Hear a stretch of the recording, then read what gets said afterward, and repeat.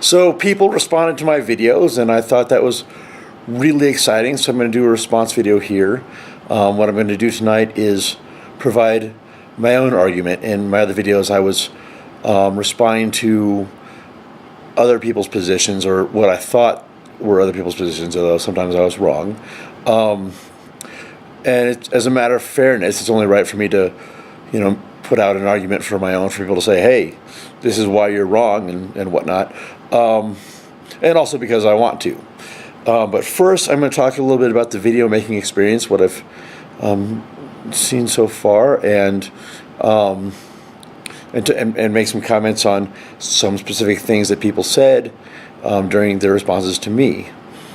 I was very excited that people responded to my videos, and I got some great feedback, mostly that my videos are kind of boring, and that can happen sometimes when we're talking about philosophy, and sometimes, I can get a little boring. You're not wrong. But I'm going to try and, maybe make it a bit more interesting or funny or something. So then, I also wanted to say that I want to say no one has an obligation to respond to my videos. Kind of do it if you want to. Especially in regards to logic rolls the dice. He's in university right now, so I can imagine that things like studying and socializing are should be way up on his list of priorities, way more than talking to some old guy on YouTube that he doesn't even know, right? So no one has any obligation to respond to me. Now, that being said, what good does that really do if I ask people questions and attack their arguments? Then well, they're probably going to want to respond to that. So I don't know what good my saying, hey, you don't really have to respond to it if you don't want to, really does, because I'm probably going to say some things that people probably want to say, hey, what the hell, man. So now I'm going to get into some specific things that people said in their videos. I'm going to start with Inmendham. Inmendham's a good guy, right? Like, I've seen people talk all kinds of smack to Inmendham on the YouTubes, and he talks smack back. He's like, "Hey, you're an idiot. You're a dumbass fuckhead, because blah blah blah." But he always takes the time to respond to their points, and I just think he's a noble spirit. He's probably got a lot more fortitude than I do. And in my video, I was giving him a lot of crap about his video style, how he'll start responding to people when they haven't said more than 2 words. And he said, it's advisable to do a bigger picture response. I'm the one that makes these videos, and I need to do them a particular way, and I respect that. I'm really not bashing the artist. It's just kind of fun. Now here's something he said that was awesome, and I hadn't thought about before. He's like, there's no way for intelligence to relate to psychology except through positive and negative feelings. Feelings are part of it, but they're not why you are aware of the negative. You're aware of the negative because you understand the implications of it. Clearly, the emotions of compassion, response, and disgust require the intellectual connections. That there's reasoning behind emotions. And I hadn't, it seems like a pretty easy idea, but I'm not omniscient, and I hadn't actually thought about the world in that way, and I think it's very interesting, and I'm going to have to think about that more. He also had some questions about games and stuff. He was asking, why we use games of even power structure when obviously people in the world don't all have the same power. Is this applicable to the 9 billion humans and the problems that they face? Games will only have a certain amount of applicability. It's math, and math is a language. You can say anything you want to in math. Just because you say something mathematically doesn't make it automatically true, doesn't make it automatically comport to reality. Hythloday posted those Susskind math videos recently, and it's modeling the spin of electron. Well, at first we can see the spin of electron by whether it releases a photon. So that's kind of a yes or no answer. It's mapped to 1 or 0. We find that it has to do with directionally, up and down. So then it's mapping to 1 and -1.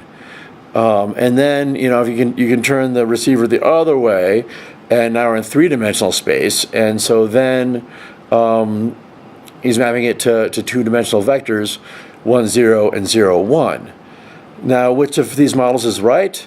They're all wrong. All models are wrong, but some are useful. And I'm going to get more into that, the modeling and stuff, later today. But at this point, you can make games of uneven power structures, and we'll see some of those later tonight, where Hythloday kind of implies there's fairness with these games, and I'm not seeing that, and we'll get into that a bit later. And you can extend these games to 9 billion players. Now, instead of being on a 2-dimensional grid, we'll now be on a 9 billion dimensional hypercube, because we're going to need a direction for all the different players in the game, all the different agents, in a 9 billion player game of, let's say, Prisoner's Dilemma. Now, sometimes in these games, adding a third player or more players will change the response to the games, and sometimes it won't. Now, in Prisoner's Dilemma, you can adding more people won't change the Nash equilibrium. The acting in your own self-interest will put you in that bottom crappy corner still. It'll be the bottom of 9 billion dimensional hypercube as opposed to a 2-dimensional grid, but that'll still be the thing that following strict rationality will lead you to, that will lead all the rational agents to. And the way that it's going to change that game is, if you have a 9 billion player game of Prisoner's Dilemma, is that it's going to be harder for them to come to an agreement between the 9 billion different players. That they're going to be more likely to go to that crappy Nash equilibrium. I'm going to talk a bit more about this later, but also I want to, here's something Inmendham said that I think is really important. He said, people in the future can't do anything to affect how we misdeal the cards to them. For the individual and the human race, the future's the game, because the president is, whoops, there it went. It's gone already. The president is so fleeting. So all there is a big, well, potentially big, giant future. And they have no way to dilemma us into responsible behavior. And I think that's I think that's such a good thing to say that I wanted to say it again. He also had some questions about my rational definition. I'm going to hit this really briefly. There is this one here. It's like, there's this, they behave according to what they like. That is, their preferences exhibit completeness, reflexivity, and transitivity.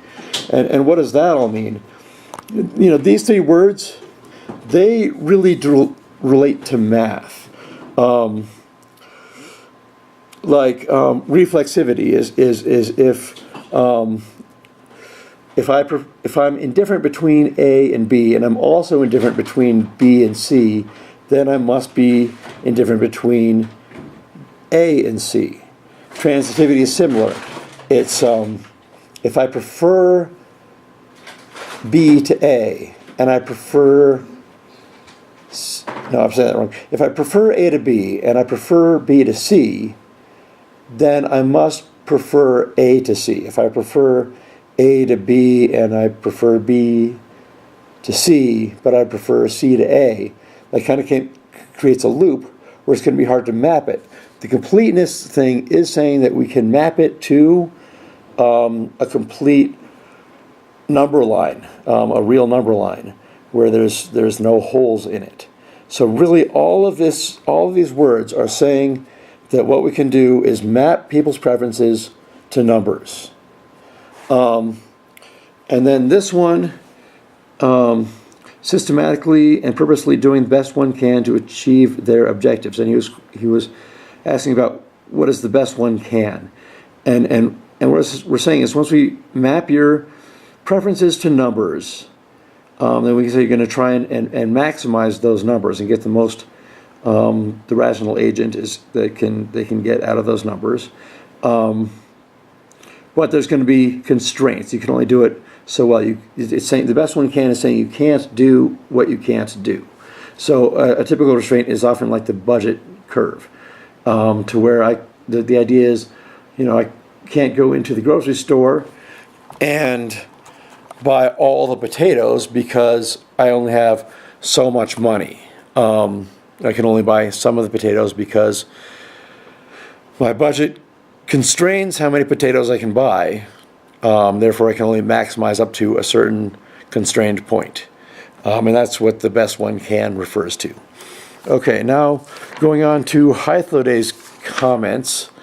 I'm going to talk about his game theory stuff later, but he said something, it's logical to choose the right form of logic for specific problems. And a lot of my argument tonight is going to be that that's going to be hard. My argument tonight is going to be that there's times when the IZZOT gap cannot be breached, or is at least hard to breach.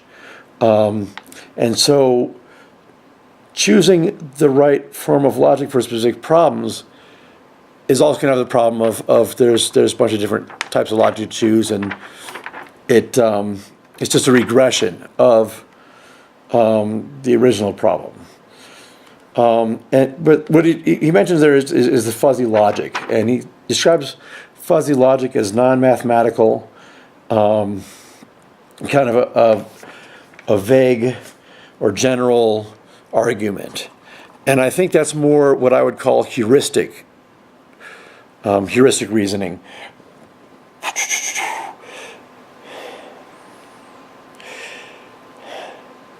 Fuzzy logic, I think, is mathematical. It's different than classical logic, where classical logic wants to map truth values to true or false, 1 or 0. Fuzzy logic will map things to the continuum between 0 and 1. So real numbers between 0 and 1. The classic example is putting a chair halfway in the doorway. So it's halfway in the room, it's halfway out of the room, and then saying some crazy statement like, the chair is in the room. Now, then the fuzzy logic will give that a truth value of 0.5, because the chair is halfway in the room. Now classical logic would probably give that a mapping of 0, it's of false. Or it might just give it a truth value of question mark. It's not a question that classical logic can answer. That's kind of the same idea that there's questions that predicate logic can answer that sentential logic can't. It's the same thing. There's certain types of questions will be answered by certain types of logic. Where it gets interesting is if I, as a crazy human, says the chair is in the room and it's not in the room. Now, under classical logic, it's going to say, oh, I have an answer for that. That's the law of excluded middle. And so we're going to get an answer of 0. But with fuzzy logic, we're going to get an answer of 50% the chair is in the room and 50% the chair is out of the room. With the and, we put them together, and we get a truth value of 1 from that statement. Now, I'm probably getting all that wrong. I'm not a philosopher. I'm probably butchering fuzzy logic, but I just wanted to address that Hythloday and I might be talking about different things when we talk about fuzzy logic. Okay, next is logic rolls the dice. Okay, obviously I was confused before on what is logic rolls the dice's argument.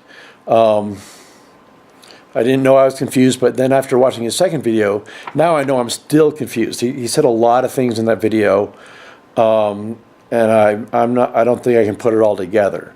Some of the things seem contradictory. Like one example is like he's like, it's easy to try and say, to these people that think that the non-contradiction is a law, that, oh, there you made a contradiction, therefore, blah, blah, blah. That's the wrong way to approach it. What seems like contradictions just require, there's just missing thoughts. Like, for instance, he says, I'm not going to talk about truth and what is essentially an ethics problem. And then later he quotes Wikipedia and says, the IZZOT gap is a meta-ethical problem where we got to talk about things like what is good and what is truth.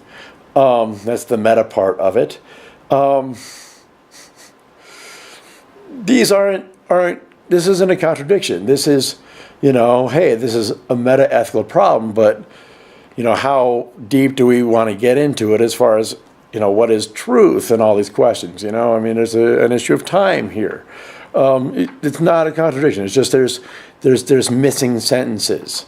And I think there's sentences missing. What I did with Logic Rolls the Dice here is I took a bunch of things he said, and I'm taking them out of context, a little bunch of quotes out of context. I put them together into a paragraph to try and see if this is getting closer to his argument, because I'm still confused on what his argument is. And again, there's no hurry on any of this. But what I put together is, you can bridge the IZZOT problem. The ought is bridged by the is if the is bad. Going against desires is something that ought not to be done. The ought is built on desire itself, and you can only go against desires if you desire to do so. But we are all one being. This still reduces to self-desire. No, this still reduces to self-desire, but through levels of abstraction, we can understand selflessness. That's the best of what I can, put together of what he's saying. It's probably not right. That's probably not at all what he's saying. But under my philosophy of life, we can say that people can want to be altruistic, even though altruistic has selflessness in its definition, as it's just an example of the existence of paradox.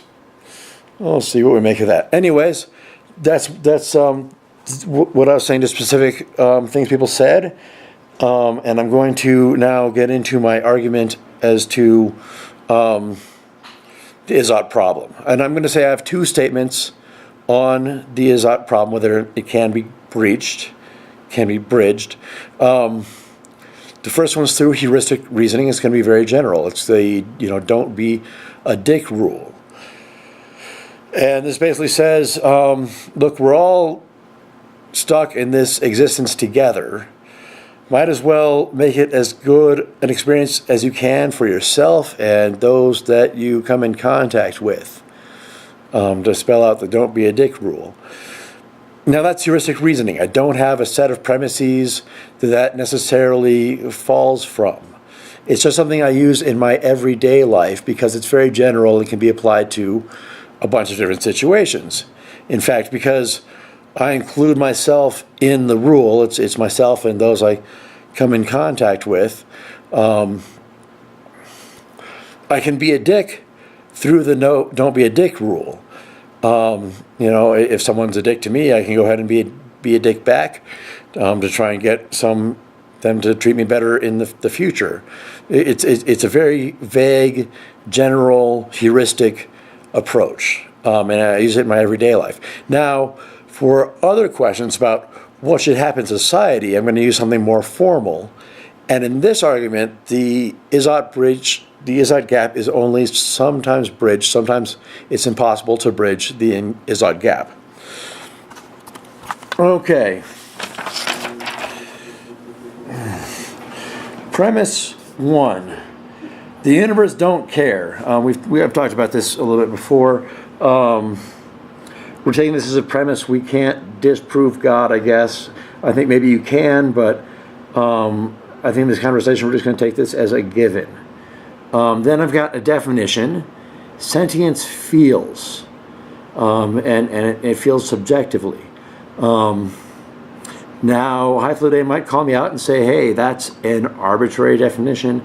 I don't know how I would respond to that, but in my proof here, now this isn't an actual proof. This is pseudo-logic. In real logic, I would have to turn all of this into symbols and manipulate all those symbols to get the conclusion. This is, we'd say, more of like an outline of a draft, of a proof. But so it's pseudo-logical. So I've got definition. Sentience is that which feels. So I'm defining sentience as things that feel. And now the other premise that I think we've all agreed on is that other sentience exist. Now this has to be a premise because the whole stupid brain in a jar thing. Okay. Now line 1. Now any purpose sentience have is unto sentience. They don't have any external purpose because the universe doesn't care. So that the purpose that they have is just to themselves, and that what they do is they feel. There we go. Now, because we have this purpose, we can start to bridge the IZZOT gap. First of all, I want to talk about Pareto improvements and disimprovements. And these are things when we can absolutely bridge the IZZOT gap. Pareto improvement is when at least one person, one agent or person is made better off, or animal or whatnot, is made better off, and no one is made worse off by some change. Then we can certainly say, well, geez, one person's better off, no one's worse off. We ought to do it. It's included. Also for Pareto disimprovements, negative, when at least one person is made worse off and no one is made better off, then we ought not to do it. And that's just that's the easy cases. Now with individuals, we're getting a little bit more nuance here. That when the marginal benefit equals is bigger than the marginal cost of something, if the benefit is greater than the suffering, we're also going to. I'm going to also say that implies ought. I'm going to say, I could tweak myself in the finger and cause myself a little bit of pain to make a point because I like making a point more than the pain in my finger hurts. So I think I ought to do that. Now, that's where, of course, that the antinatalists are going to have some disagreement. They're going to say benefit equates to 0, and we'll get into that later. But for me, I have value and benefit, and right. We'll get into that later. It gets harder in the groups. And this is often. Pareto improvements are very rare. Typically when a change happens in society, there are winners and there are losers.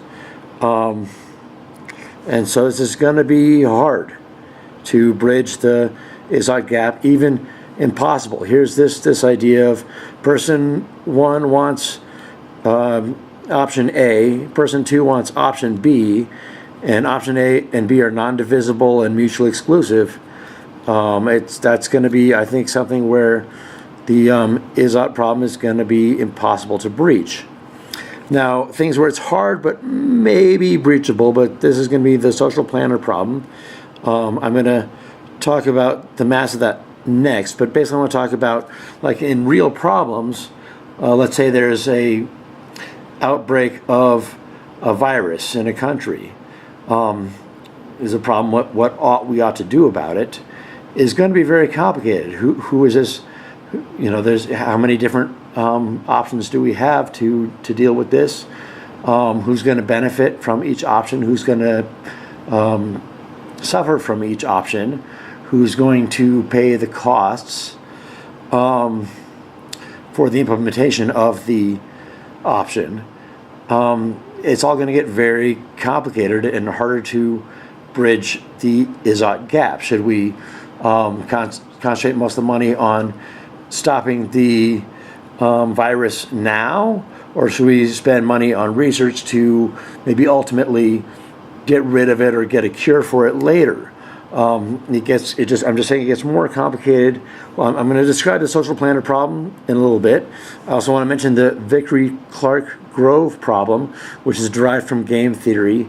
And it says there's basically three things and no system of distributing goods, services, and rights can meet all three of the requirements of people will have to truth tell what their, or will need to be incentivized to tell the truth about their preferences.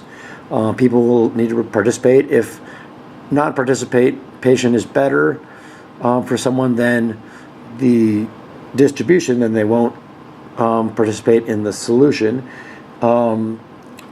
And post-trading, if you make a distribution and then, let's say as a social planner, I'm going to give Hythloday 3 apples, and I'm going to give Inmendham 2 potatoes, and then after I do that, Hythloday and Inmendham say, hey, I'll trade you an apple for a potato, then that allocation of the solution I came up with was not efficient. Again, it's not a real thing. It's a math problem, but it's a very nuanced math problem that kind of gets into exactly why it's hard to find solutions to these problems. And I'm going to get a lot more into this in just a minute. But with all of that, I'm going to get to my conclusion. And I'm going to say instances where the IZZOT gap can range from 100% bridged to 0% bridged on a real continuum mapping.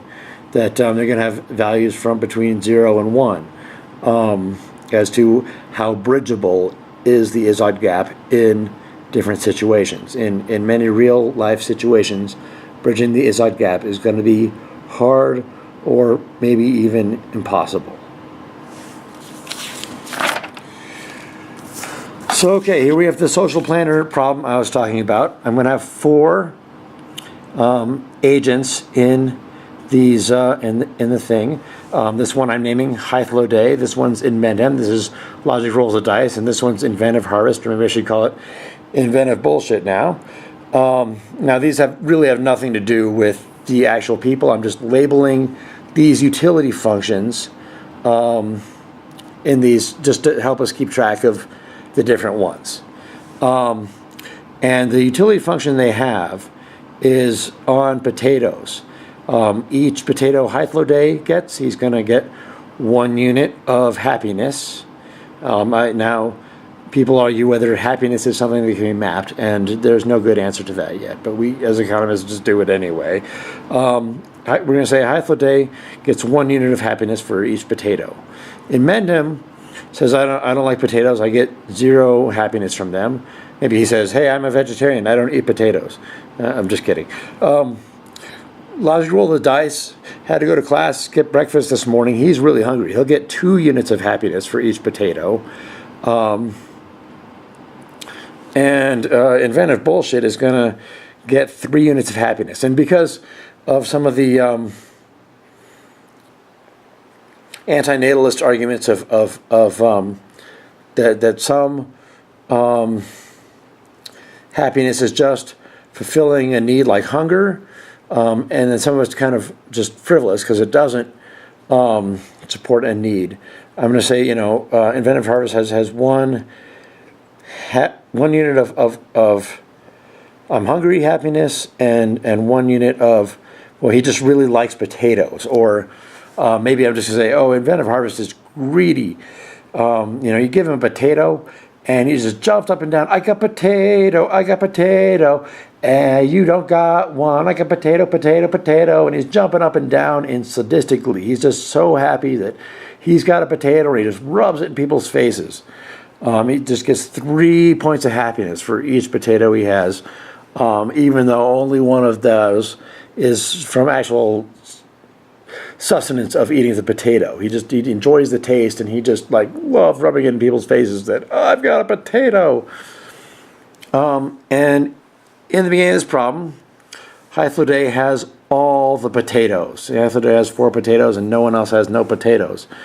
But we are the social planner. The social planner is going to try and come up with a distribution of potatoes that is optimal.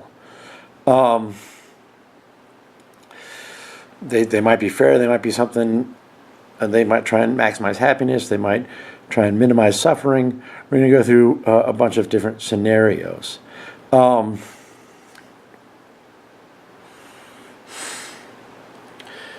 the social planner can, he'll know what people's preferences are. He's kind of omniscient in that way. He's like, oh, I know Hythloday gets 1 unit of happiness because I'm an omniscient social planner. I know everything. And he has the power to distribute these potatoes any want to. He's got some omnipotence where he's like, yeah, I will give Hythloday 3 potatoes, and I'll give Logic Roll the Dice 1 potato. I don't know why they would do that, but we're going to maybe start with fairness. We're going to give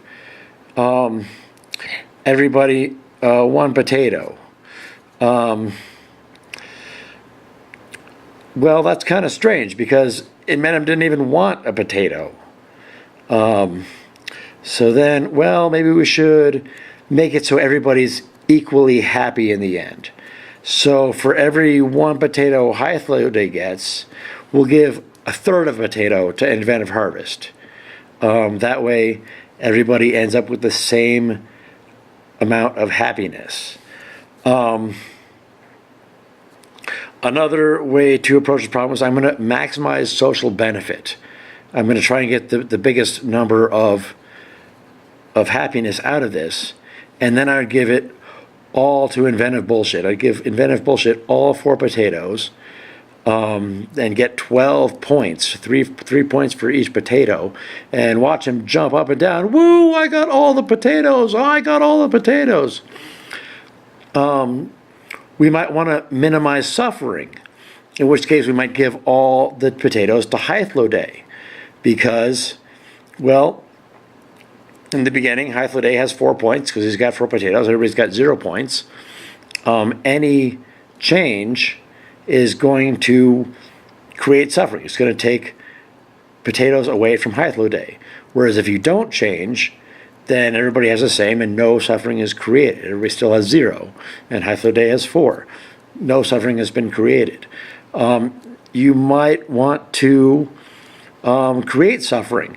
You might want to say, Inventive Harvest, we're not giving you no potatoes. You keep jumping up and down and being a jerk about the stupid potatoes. We ain't giving you no potatoes. What I'm saying here is that it's going to be like just this one model is an easy problem. Inmendham asks, what's the point of doing these simple math problems when they're not going to relate to the complex problems that we face in reality? And I'm saying we can't even solve these simple problems, like we can't even decide on what is the right way to say what is best for society. Each way is going to do strange things. Okay. Here's the same thing, just doing it on a game theory basis. So we'll go through this quickly. This is called the social planner game. We've got 2 players, A and B. They're rational agents, whatever that means. This matrix is based off of a prisoner's dilemma matrix. So where this bottom corner is still going to be the undesirable Nash equilibrium. We'd much rather be at 4-3, but through rational responses, they're going to be down this bottom corner, which isn't great. You only get 2 points, 1, 2 at this bottom corner. Now, this is also where the fairness person would choose, because they're the same, 1, 1, right? Even though here this guy gets 10 and this guy gets -1, that one gets 9 points. That's like maximum happiness. That's 9 is the biggest of each of these squares. Oh, I forgot to mention, I'm approaching this game a little bit differently. I'm approaching this game as a social planner instead of the agents moving around, being rational to decide where to go and find the Nash equilibrium. I'm saying, as a social planner, you can pick any of these squares, and depending on what you wanna do, will be the best response. In this one, minimizing suffering will get us that desired square. That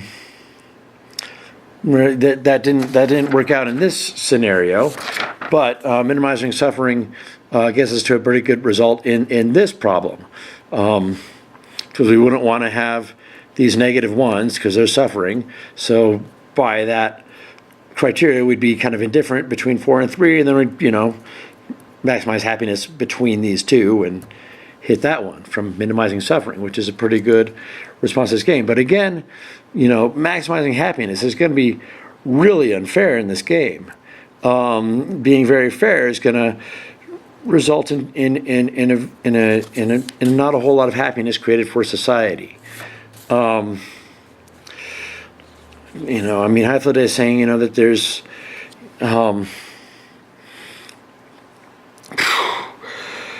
fairness implied in these games. This game's doesn't have fair outcomes because the green player is dominating a lot of this game. They get the same here, but these ones, he wins 10. This one gets 9. This one, green player is also better. He's got 4 as opposed to 3. This is a game with not fair outcomes. There's also games where there's power imbalances between the players. This is called a simultaneous move game. Where in the rational games, we're thinking that the player is going to pick the best strategy based on what the other guy does, and they're both going to move at the same time based on what he thinks the other guy's going to do. It's that assumed rationality thing. And they're going to move at the same time. But letting one of the players go first, there's games where they take turns, and that going first or even going second in some of the games can give a player a lot of power.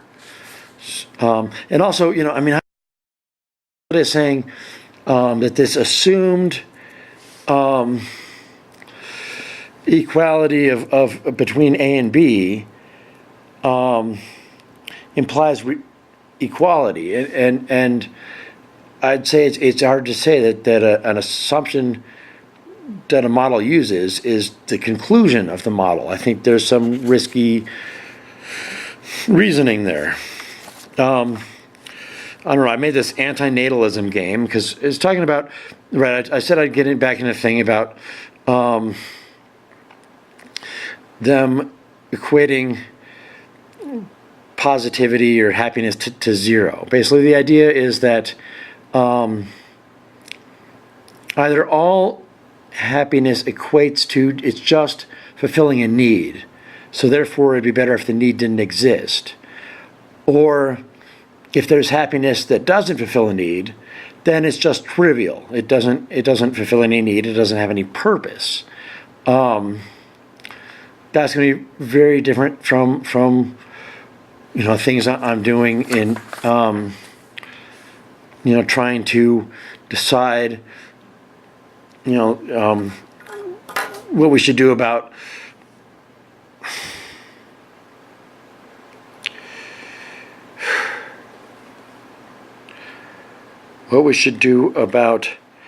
viruses and breakouts in countries.